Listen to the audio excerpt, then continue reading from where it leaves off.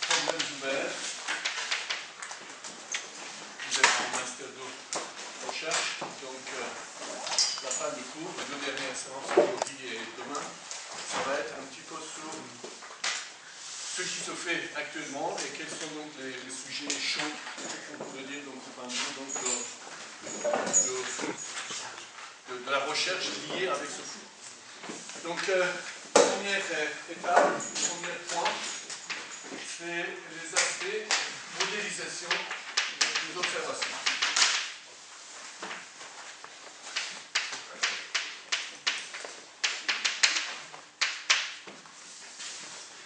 Ou modélisation donc, des observations, ou plus exactement, lien entre inconnu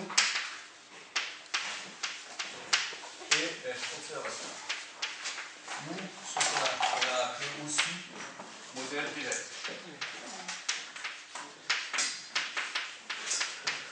En français, en anglais, forward problem. Alors, évidemment, donc nous avons abouti à un modèle très simple linéaire, mais d'une manière générale, les questions se posent lorsque vous êtes face à un problème, un vrai problème d'ingénieur ou un vrai problème de sciences en physique. Je dirais, qu'est-ce qu'il faut essayer donc de le faire. Première chose à faire, c'est bien préciser ou bien identifier l'inconnu.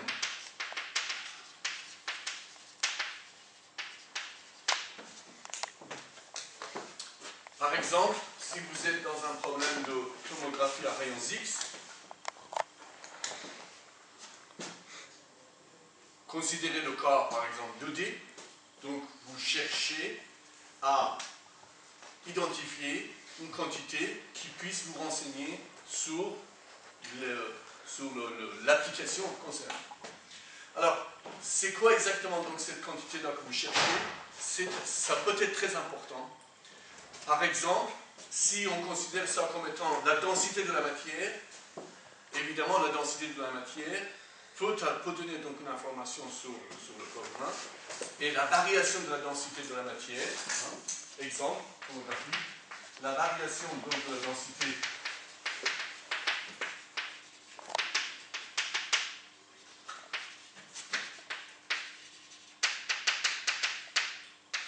de la matière, on va appeler F de X ou F de X, Y, Z. Alors, bon, dans cet exemple, c'est très simple, donc finalement d'identifier ça. D'un côté, parce que bon, la densité de la matière, évidemment, donc ça joue. Il faut espérer que la densité de la matière soit proportionnelle, ou bien plus exactement, le coefficient d'absorption donc des rayons X soit proportionnel à la densité de la matière. Et si cette coefficient d'absorption proportionnel, dans ce cas, le modèle d'observation va être beaucoup plus simple à écrire. Alors, si je prends d'autres exemples, imagerie et parcours du Foucault. Là, cette fois-ci, puisque l'application en concerne, ça va être donc des applications en contrôle non destructif, la quantité que vous cherchez, qui pourrait être importante, c'est la variation de la conductivité de la matière.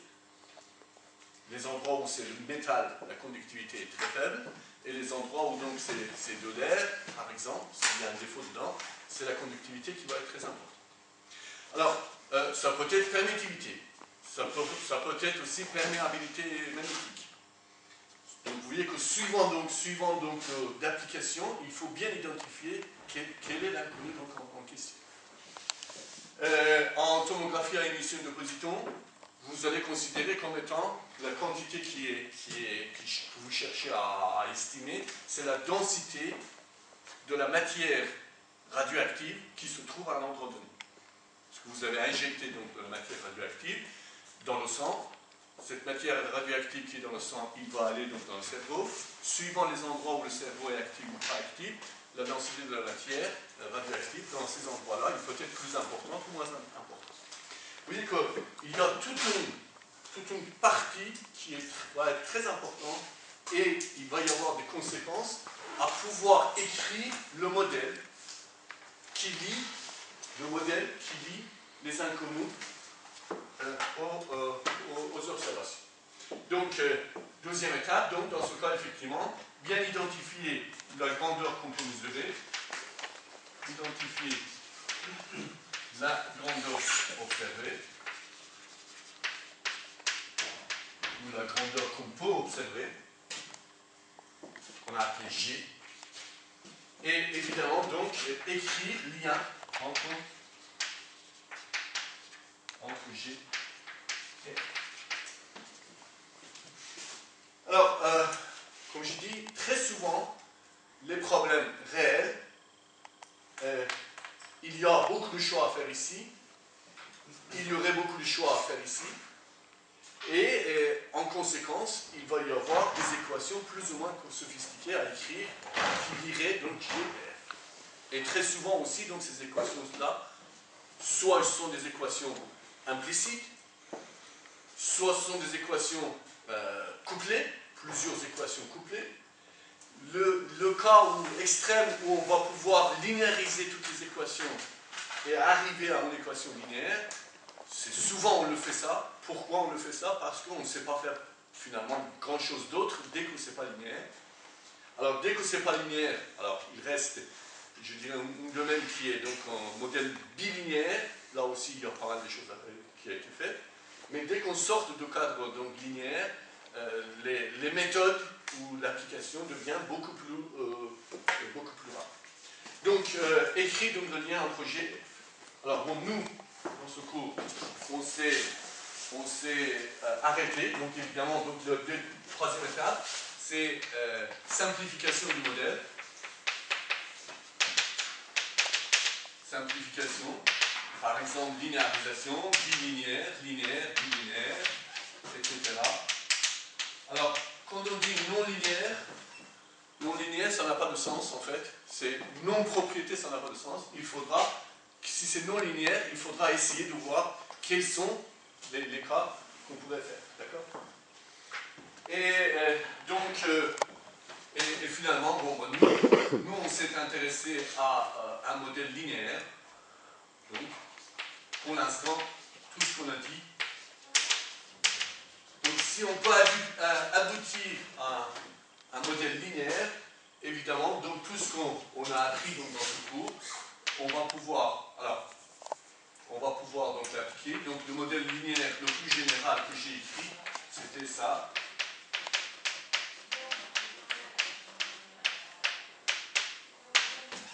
Et finalement, une étape aussi qui est importante dans les méthodes que nous avons mentionnées, c'était discrétisation.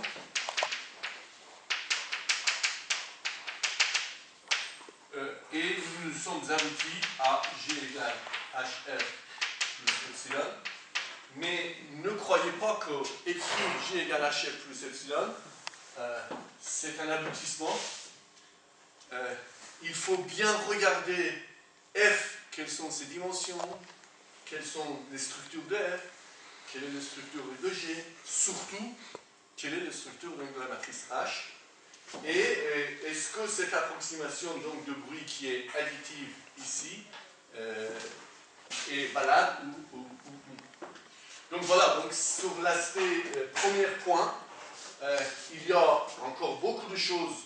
Alors, des exemples, je vous donnerai donc des papiers à lire concernant donc les différents domaines d'application. Vous verrez que partir d'un problème physique, souvent donc non linéaire, comment les gens ils font donc des différentes approximations linéaires et comment ils aboutissent donc à une relation comme ça.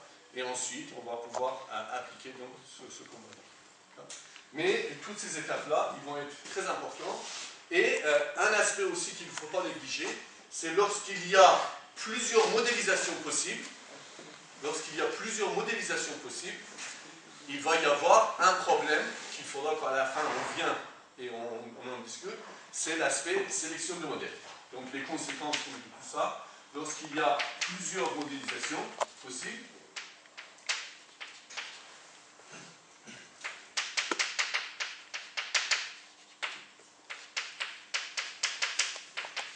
il faudra effectivement donc ensuite pouvoir faire sélection de modes.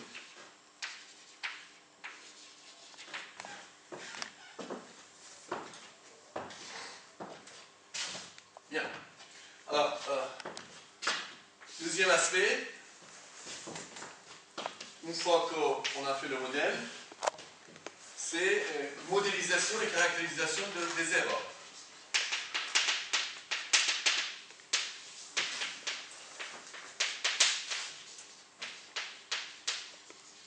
Alors, nous sommes évidemment donc dans le cadre des modèles probabilistes, donc il faudra pouvoir caractériser les erreurs, ou bien, plus exactement, essayer d'écrire quelle est la loi de probabilité, ce qu'on a appelé donc la vraisemblance, quelle est la loi de probabilité des observations si on connaissait donc les inconnus. Si on arrive à écrire ça, donc c'est ce terme-là qu'on a appelé donc la vraisemblance, et c'est ça qui va être important. Alors évidemment, là-dedans, dans cette équation-là, évidemment, il y a plein d'autres choses qui vont intervenir. Je vais écrire ici. F, c'est l'inconnu principal. G, les observations. Mais il y a la matrice H. Est-ce que c'est parfaitement connu? Est-ce qu'il y a des incertitudes sur les éléments de la matrice H? Et il y a les caractéristiques donc, de bruit. Par exemple, donc, la loi de probabilité donc, de bruit. Je vais mettre ici epsilon.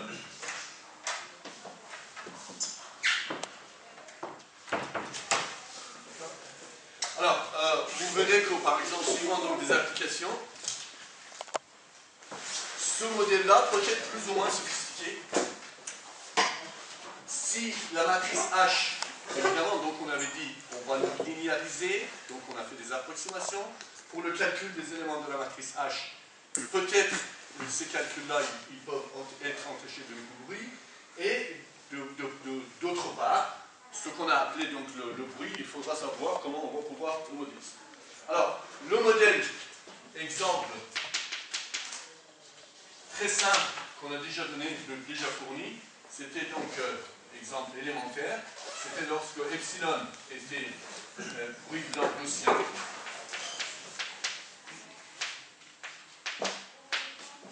Et dans ce cas, nous avons vu que, et H parfaitement connu,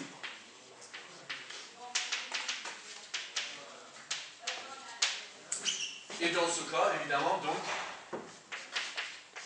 P de G connaissant F, donc cette fois-ci, puisque H est parfaitement connu, je ne vais plus écrire, et supposons que la variance de bruit est connue aussi, et dans ce cas, donc là, nous avons vu que par exemple, ça va faire ça.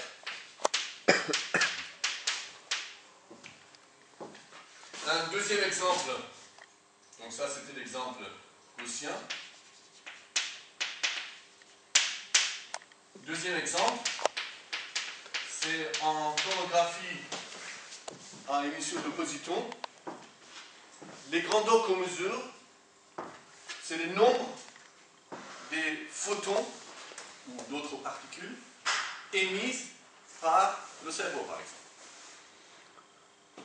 Donc, si c'est le nombre des photons qu'on reçoit, d'abord, les nombres sont positifs, et deuxièmement, donc les statistiques ou des erreurs associées à ça, ça ne peut pas être modélisé par une loi gaussienne, et c'est la loi de Poisson qu'on prend. Alors, comment, à titre d'un exemple exactement ici, comment on le modélise? Ben, on dit que G égale HF, ou bien plutôt GI égale HFI, ça veut dire que le modèle est considéré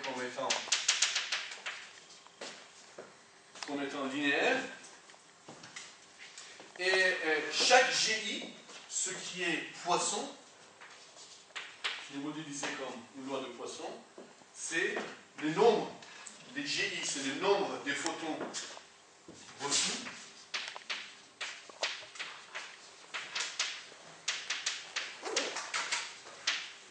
et c'est ce nombre de photons qu'on va modéliser par une loi de Poisson. Une loi de Poisson nécessite un paramètre. Et le paramètre en question ici, ça va être quoi? Le paramètre en question, c'est... En fait, les GI, pardon. Les GI...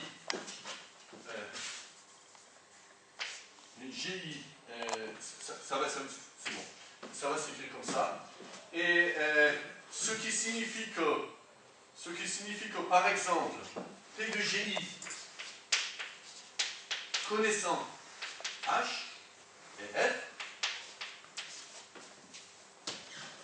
s'écrit, la loi de Poisson, si vous vous rappelez, s'écrit exponentielle de moins HF I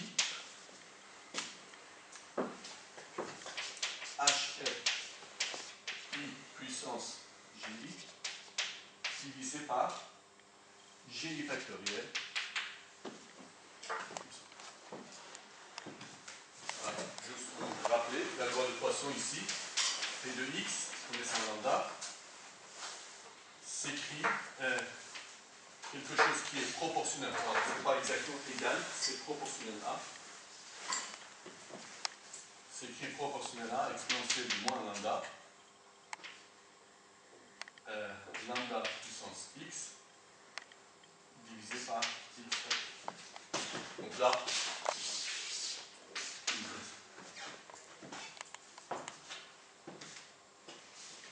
vous voyez qu'entre une relation qui est ici, qui doit être très simple, qui est exponentielle moins 1 sur 2 sigma epsilon carré de g moins hf au carré. Ici, la relation, vous voyez que c'est quand même plus sophistiqué. Mais en prenant le logarithme, les choses deviennent plus simples à l'écrire. Si vous prenez le logarithme de ça en fonction donc de f, vous verrez que les relations auront beaucoup plus de sens à l'écrire. Bien, donc modélisation donc des observations. Caractérisation donc de bruit. Troisième point, que nous avons déjà beaucoup discuté la dernière fois, que je résume ici, c'est la modélisation a priori des inconnus. Et je suis en train de résumer les différentes étapes de l'approche bayésienne en fait. Donc, troisième étape. Alors là, on a déjà pas mal discuté. A priori des inconnus.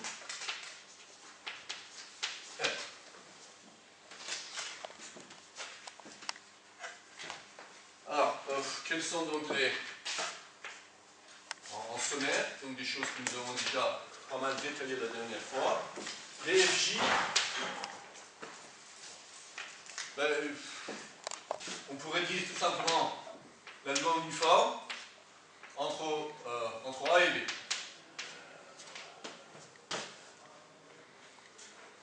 Bon, ça veut dire que je ne sais pas grand-chose autre que les bornes.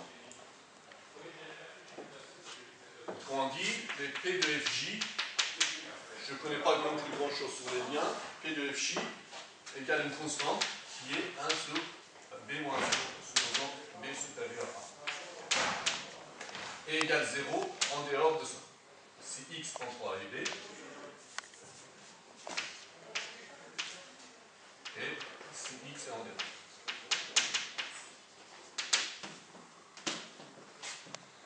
Alors, ça, attention, il y a toute une catégorie de méthodes qui sont basées sur cette modélisation. Et c'est une modélisation qu'on appelle ça erreur bornée. Donc, erreur bornée, ça veut dire. Erreur bornée ou bien donc de modélisation par intervalle. Donc, vous connaissez donc les limites supérieures et les limites inférieures donc, de chaque variable. Et pas grand-chose d'autre. Ça, c'est une solution. Alors, l'autre solution, alors ça, c'était les modèles indépendants, IID. Hein, on en a déjà discuté, hein, donc j'essaie donc ici un petit peu résumer donc, la situation. FJ, une gaussienne. Avec une moyenne MJ et une variance PJ.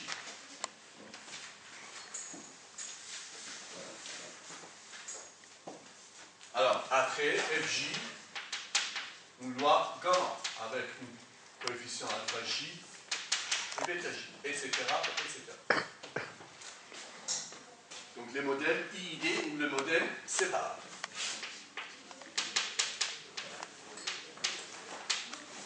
FJ, la loi bêta. La loi bêta aussi, il y a donc deux paramètres, A, B, etc. Il y en a un très grand nombre de lois qui sont possibles à utiliser. Alors en gros, lorsqu'on connaît juste l'intervalle, lorsqu'on ne sait pas grand-chose d'autre qu'une valeur moyenne et une variation autour de cette valeur moyenne, lorsqu'on sait que c'est positif,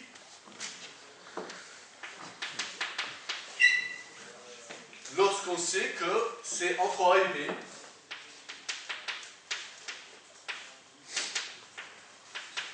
alors, c'est entre, vous allez me dire qu'il y a une différence par rapport à ça, effectivement, ici.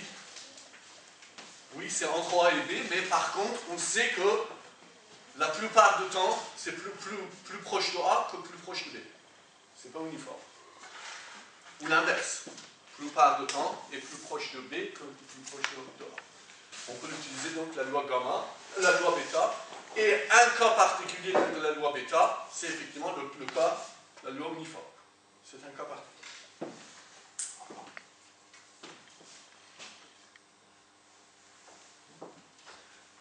Alors, tant que les modèles sont séparables, évidemment, donc lorsqu'on connaît la loi sur une des variables, on connaît donc la loi sur l'ensemble. L'ensemble, c'est juste le produit donc, des ensembles. Alors, mais très souvent, effectivement, donc les modèles sont corrélés. Donc les modèles corrélés ou modèles, oui, on a dit dans un premier temps corrélés.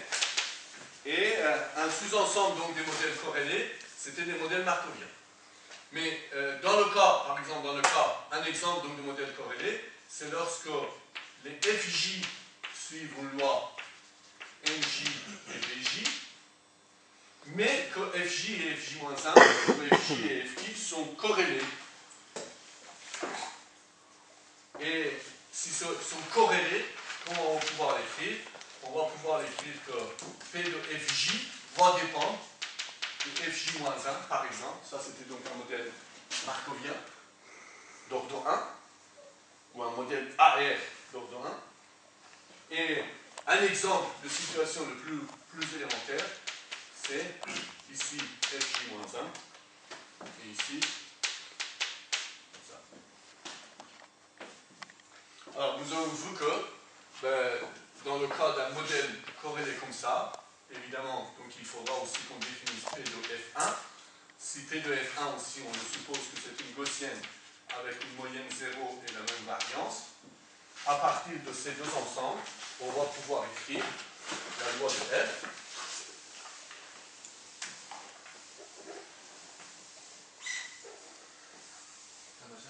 Oui. Une question. Oui. Est-ce que GD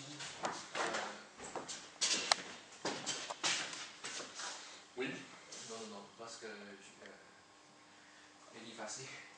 Ce que j'ai fait, c'est. Alors, I, c'est l'indice pour les observations, et J, c'est les indices pour les inconnus. Donc, à partir de ces deux-là, nous avons déjà vu, donc, on a fait dans le cours, mais on l'a fait aussi, donc, différemment. On peut arriver donc, à écrire la loi conjointe de F. Et la loi conjointe de F, ici, ça c'est, supposons que si Fj ne dépend que de Fj-1, ça va faire une chaîne de Markov. Ça va être très facile à écrire. Ceci, par exemple, ça va être P de F1 qui multiplie par produit de P de Fj connaissant Fj-1. Ça c'est le cas de chaîne de Markov, un modèle de chaîne de Markov. Et dans ce cas, c'est très facile à suivre donc, les calculs et arriver à un modèle gaussien. Comment on arriverait donc à ce modèle gaussien? Un modèle qui va s'écrire très facilement. P de F1 vous l'avez, P de Fj-1 vous l'avez. Donc vous arrivez à quelque chose qui va être proportionnel à exponentielle 2 moins 1 sur 2 sigma F au carré, qui est sigma F qui est ici, avec ici une somme de Fj moins Fj-1 au carré. Ici, J allait de 2 à n. Ici, je vais mettre J à l'angle de 1 à n. Avec la convention que f de 0 égale 0.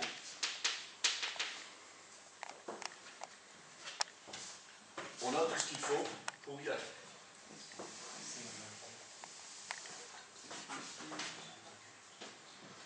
Est-ce clair?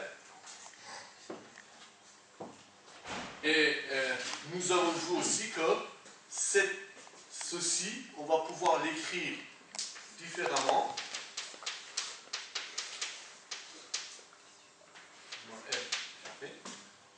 L'ensemble de cette somme, on va pouvoir l'écrire df au carré avec D, une matrice qui était sous la forme de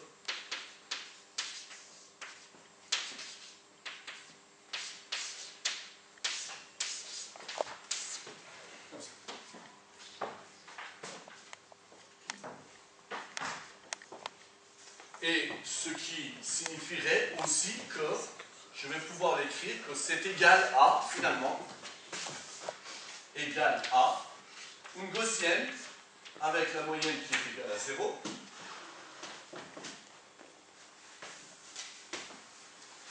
et une matrice de covariance qui est sigma F au carré D transpose D moins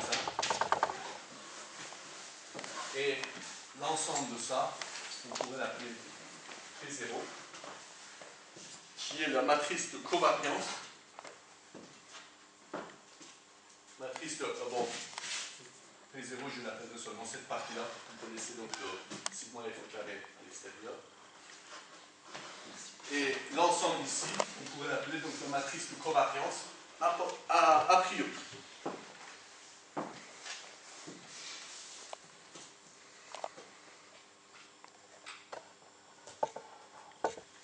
Alors, on peut compliquer les choses. Un schéma un petit peu plus sophistiqué, c'est, par exemple, donc, à titre de troisième exemple, c'est un modèle autorégressif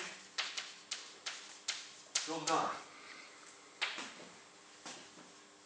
Ben, un modèle autorégressif d'ordre 1, ça s'écrit comment? Enfin, on peut généraliser pour l'ordre K.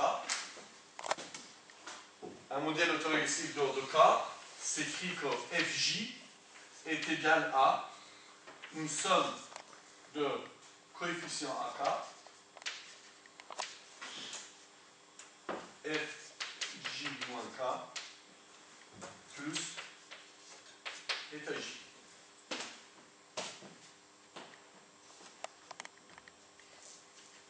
K à l'angle de 1 jusqu'à grand.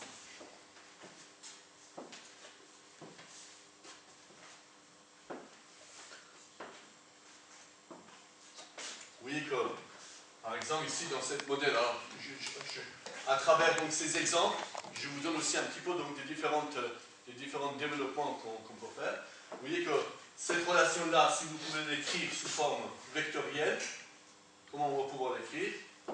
Je vais venir ici. Donc, modèle AR, d'ordre K.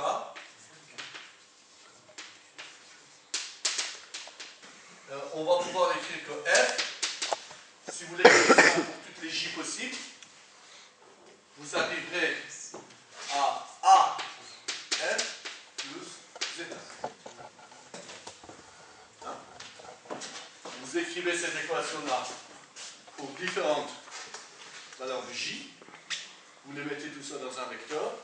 Les coefficients qui sont ici, vous les mettez aussi dans un vecteur, dans une matrice. Et vous arrivez donc à cette relation-là. Et cette relation-là, vous pouvez aussi l'écrire I moins A fois F égale zeta.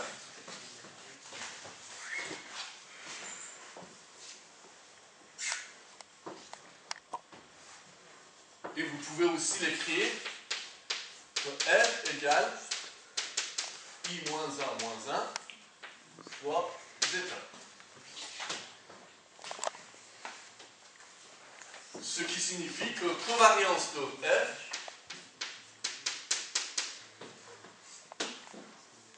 ça va faire quoi?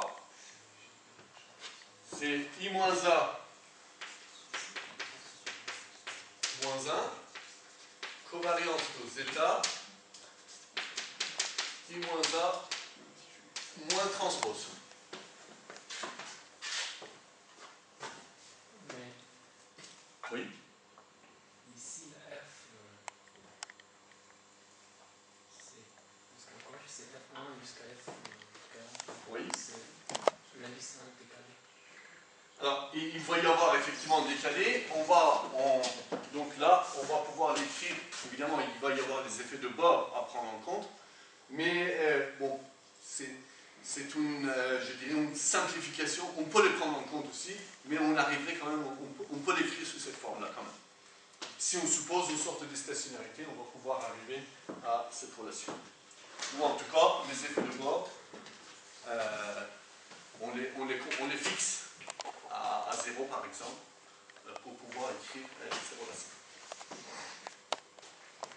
Et donc, si vous voyez que vous pouvez l'écrire à travers cet exemple, je suis en train de vous donner donc des différents outils, des différentes explications, des différents développements qu'on peut faire pour arriver donc à des modèles différents. Vous voyez, une manière donc de faire ça aussi, il suffisait, par exemple, si je prends un modèle autorégressif d'ordre 1, l'ordre 1, ici vous avez seulement A1, vous aurez tout aussi mettre ici un A1 et voir les conséquences qu'il pourrait y avoir dans cette équation. D'accord? Dans ces cas-là, F, oui, c'est quoi? Le vecteur F, c'est F1, F2 jusqu'à Fn.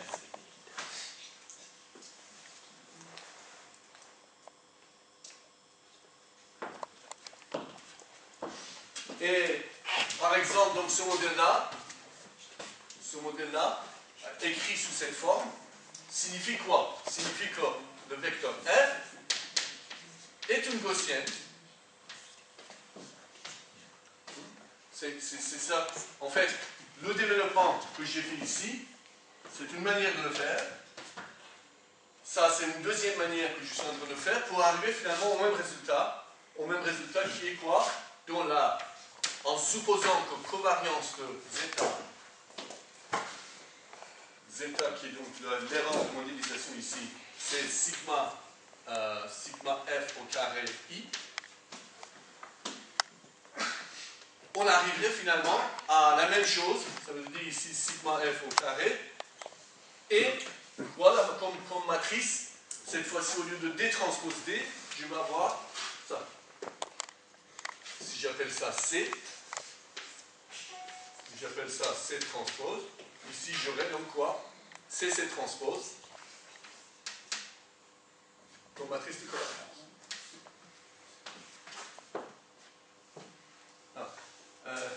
Extrait, je vous ai donné donc ces deux développements-là. D'un côté, je l'ai appelé D, de l'autre côté, je l'ai appelé C, ce qui est ici.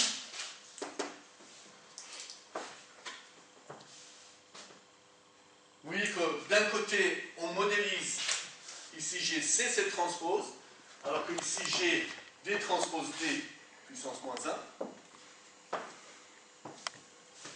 Mais en tout cas, je vous l'ai dit par là, que la matrice de covariance, a priori, va jouer un grand rôle. Les structures de cette matrice vont être très importantes dans la suite du calcul. Suivant que P0, on le modélise comme ça, ou P0, on le modélise comme ça, on arrive à deux catégories de méthodes qu'on appelle les méthodes d'analyse et les méthodes de synthèse.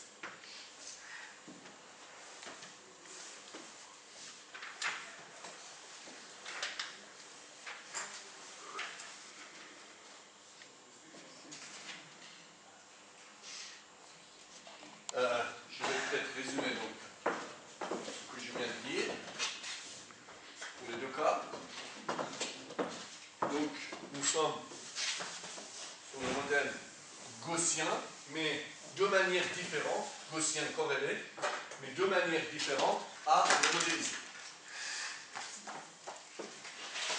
Rappelons-nous, on avait G égale HF plus epsilon.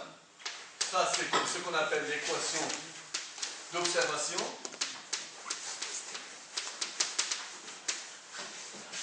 Et la partie modèle, a priori, vous venez voir qu'on l'a fait de deux manières. Par exemple, le modèle en haut. Le modèle en haut, j'ai pris F égale A fois F plus zeta. Ou bien, alors ça on appelle l'équation d'état. Ou bien, je réécris la première équation. Et la deuxième équation, cette fois-ci, je vais l'écrire sous cette forme. F égale C d'état.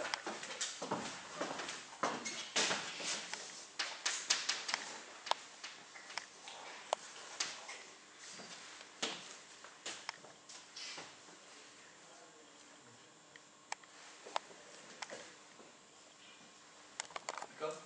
Alors, ça, on pourrait le dire, on peut modéliser, enfin, si on fait un dessin, parfois, ça vaut le coup de faire un dessin.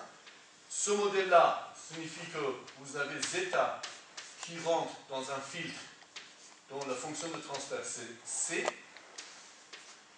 Et ici, vous avez F. F qui rentre dans un système d'observation qui est H. Et ici, il y a le bruit. Et vous avez G. Un dessin qui permet de voir modèle a priori, modèle d'observation.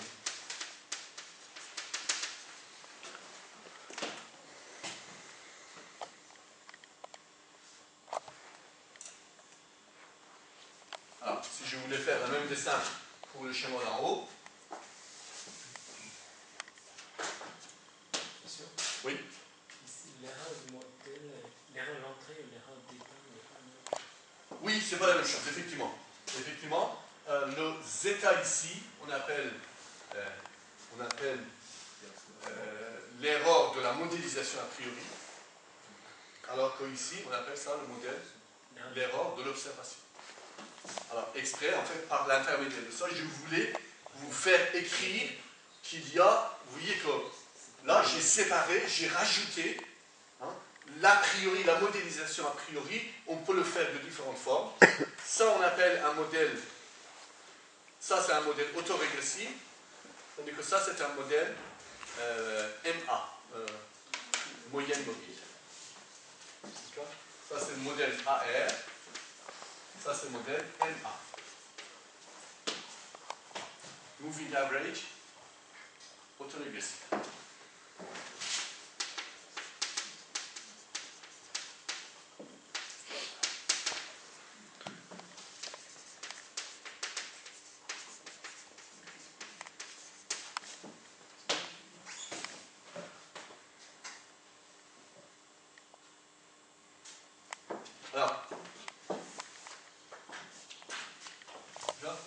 Alors maintenant, plus précisément, comment ça va être la forme de la matrice A par exemple. Ça, je vous laisse à titre d'exercice de le faire. Quelle va être l'expression de la matrice A? Donc, quelle va être l'expression de I-A? Quelle va être I-A, la forme explicite de I-A moins 1? Vous pouvez le trouver. Par exemple, pour le cas d'un modèle autorégressif d'ordre 1, etc., vous pouvez aller dans les détails des calculs pour pouvoir arriver à des équations de ce genre.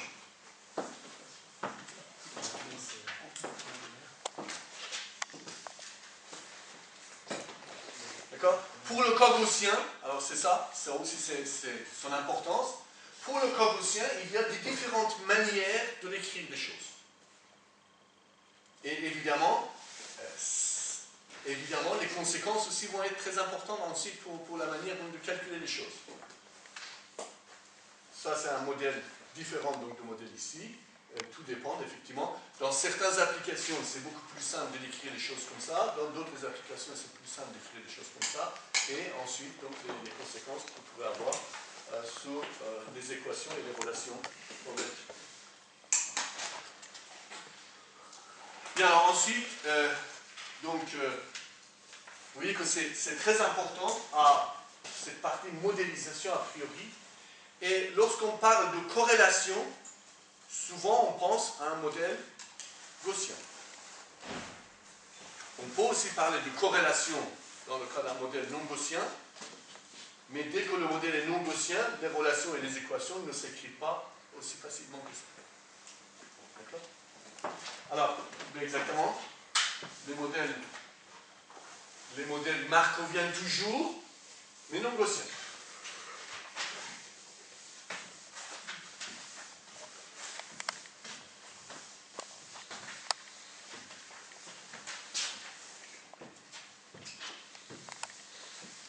Alors, je souhaiterais que pour ces deux modèles, vous puissiez écrire toutes les équations qui sont nécessaires, par exemple, à partir d'un tel modèle comme ça, essayez d'écrire, si votre objectif c'était estimer f à partir de g, écrivez quelle va être l'expression de p de f, sachant g. Ça veut dire obtenir la loi a posteriori correspondante. La même chose ici, trouvez-moi l'expression, alors ça je vous laisse faire à titre d'exercice. Et une fois que vous avez le modèle a posteriori, vous allez pouvoir faire donc tous les calculs qui sont nécessaires. Et vous verrez que suivant donc les cas, les expressions et les relations ne s'écrivent pas de la même manière.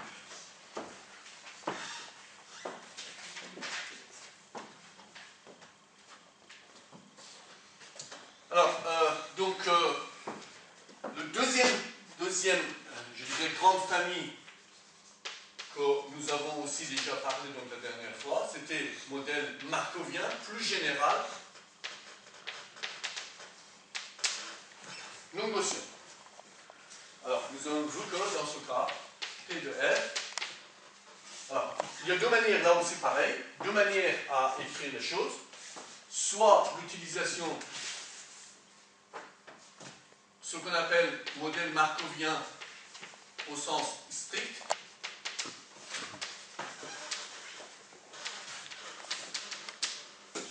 ou modèle markovien, oui, au sens strict, ou bien modèle markovien plutôt qu'au sens strict, je préfère markovien à travers des lois conditionnelles.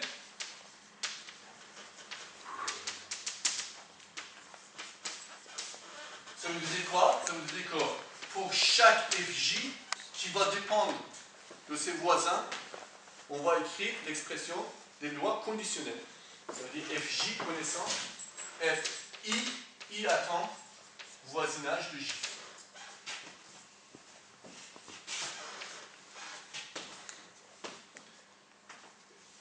Alors, si, ça c'est une manière donc de l'écrire, si on a ça pour toutes les J possibles,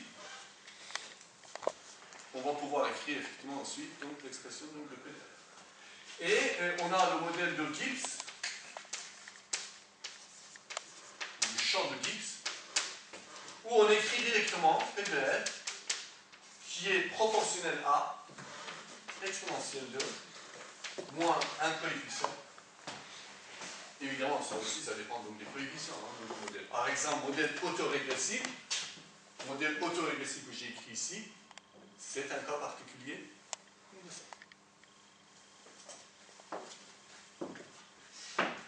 Et ici, par contre, on écrit pareil, la somme sur J, et la somme sur I voisinage de J, et ici une fonction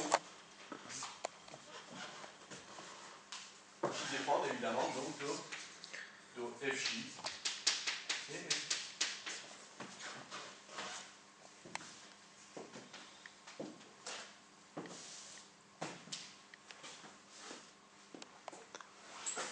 Alors, il y a une deuxième manière d'écrire donc ces modèles de Gibbs. Là aussi, juste pour vous mentionner, parce que vous risquez de le trouver, on écrit ici la somme exponentielle de moins lambda. Et ici, on écrit une somme sur les clics. Clics, ça veut dire les couples. 2 par 2, 3 par 3, etc. etc. Là, pour l'instant, je ne vous en avais pas parlé donc, en détail de ce modèle markovien sur un ensemble de clics. Et ici, les fonctions qui vont dépendre de f, fc. Donc, c'est une autre manière donc, de l'écrire.